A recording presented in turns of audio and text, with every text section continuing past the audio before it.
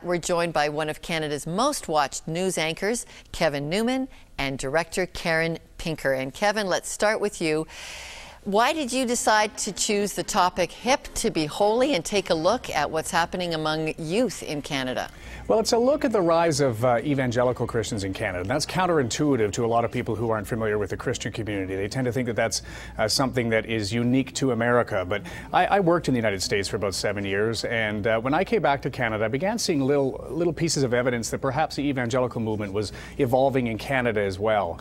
And it started with seeing some lawn signs, actually, for the Alpha Club in my neighborhood. And I thought, what is that? So I checked into it a little bit more, and it looked like there was a different kind of Christian church that was just at the very beginning of fruition here in Canada. And so along with Karen, we decided to watch those early days of how these new Christian churches are being born. Okay, Karen, how did you start to discover the Renaissance? What were you watching that said, I think Kevin's onto something here? Well, Kevin had seen these signs for the Alpha Club, and then when he came to us at 90th Parallel, we started, I should explain that's the production company, we started looking into this and discovered, in fact, what was interesting, not just the Alpha Club, but was the number of young people who seemed to be comfortable proclaiming themselves as Christians and trying to find their Christianity in a new way.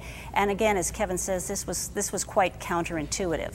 In Canada, you don't expect young Canadians to be so upfront about their Christianity. And I didn't expect young Canadians to be so visible. I'm looking at a book we've interviewed recently, Reginald Bibby, the sociologist out of Lethbridge, who says actually the number of teenagers who would describe themselves as Christians has dropped dramatically, 20 points down, and in fact there are 32% of Canadian teens would say we have no faith at all. Do you think you've maybe missed a bit of a declining trend here in your documentary, Kevin? Well, maybe I will address that one, because the problem that both Karen and I had at the beginning of this is that there was so little statistical data that separated out evangelical Christians.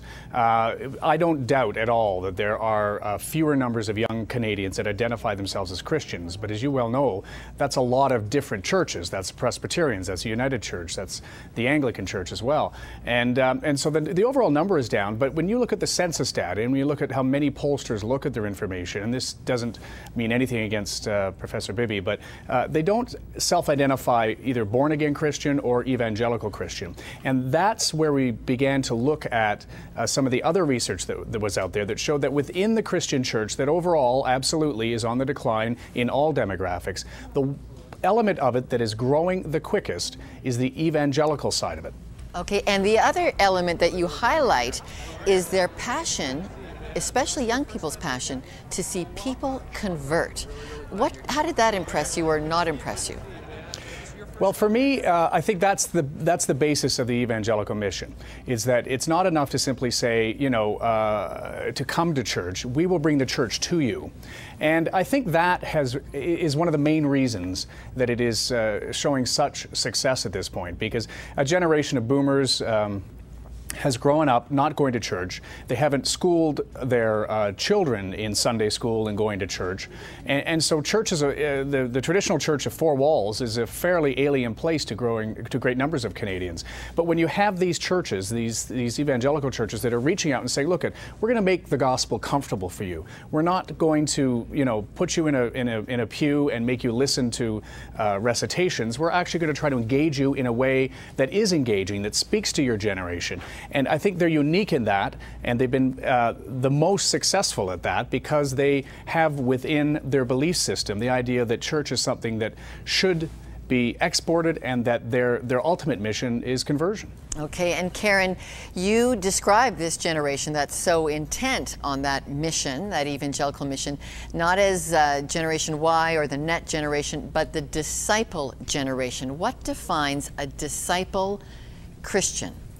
I think it's that willingness to go back to what you think of with the very early Christians, that wanting to understand, that wanting to simplify their Christianity, they're wanting to be right on the ground and find someone, some kind of a charismatic figure who speaks to them and understands them, and somebody that they can follow.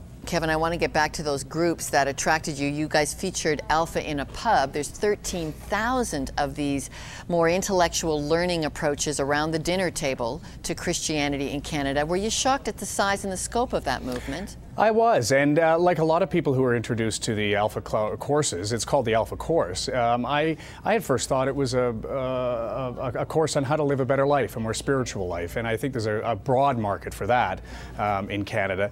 And it was only when I began to look a little deeper into it that I understood that the history of it was from an Anglican minister in Britain, and that what it was essentially, and I think maybe this is important, is that it was telling the Christian story. There are great numbers of young people in Canada who see other religions in their classroom, whether they're Muslim, whether they're believers in Islam, or whether they're Jews, who have a very keen understanding of what they believe the stories of the Bible are. Christian children, or children who grow up in traditional Christian families who haven't practiced, don't necessarily know the stories. So the Alpha Club, I think, is filling a need of large numbers of Canadians who never heard. I went to Sunday school. I remember the stories. But there are at least one, maybe two generations of people who were never told the stories. And I think that's why there are so many people who are interested in hearing the stories. Now, whether they are converted or whether or not they believe the stories, they just want to know it on an intellectual level so that when they have discussions with their Islamic friends, that they can say, yes, I understand that's your belief. This is my story. Okay, 10 p.m. on Global TV Network, Hip to be Holy. From an insider's perspective, thought you did a great job with it, and we're happy to have it on the program. Thank you very much for being with us. Thank you, Lorna. My pleasure.